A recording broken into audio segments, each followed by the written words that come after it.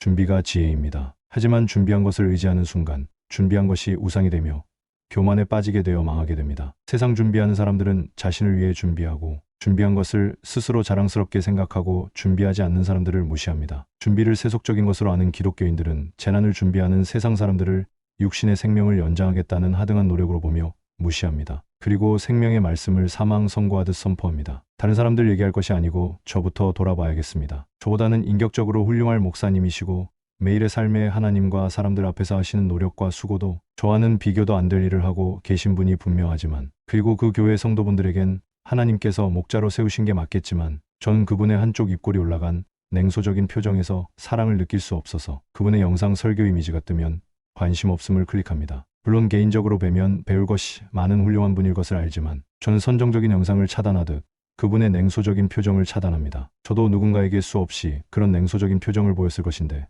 반성이 됩니다. 사랑이 없으면 아무 소용이 없다고 했는데 내가 이 메시를 남기는 동기가 사랑인지 다시 한번 점검해 봐야겠습니다. 시작은 사랑이 맞는데 모든 저작물이 사랑의 동기가 될 수 있도록 깨어 있어야겠습니다. 마지노선은 프랑스가 1930년대 독일의 침략으로부터 국경을 방어하기 위해 구축한 방어선입니다. 이 거대한 군사 구축물은 프랑스의 안보를 담보할 만큼 강력하다고 알려 있었습니다. 하지만 1940년 독일은 마지노선을 우회하여 프랑스를 침략하는 데 성공합니다. 이 역사적 사건은 몇 가지 중요한 교훈을 남겼습니다. 첫째, 어떤 방어 시설도 완벽할 수 없으며 항상 새로운 전략과 기술에 노출되어 있다는 것입니다. 둘째, 과도한 안정감에 빠져 적을 과소평가해서는 안 된다는 점입니다. 셋째, 전략적 유연성과 혁신이 전쟁뿐 아니라 다른 분야에서도 생존과 성공의 열쇠임을 깨달을 수 있습니다. 마지노선의 교훈은 오늘날에도 여전히 유효합니다. 우리는 끊임없이 변화하는 환경에 적응하고 안이한 생각을 버리며 항상 새롭고 창의적인 접근법을 고려해야 합니다. 역사는 우리에게 교만과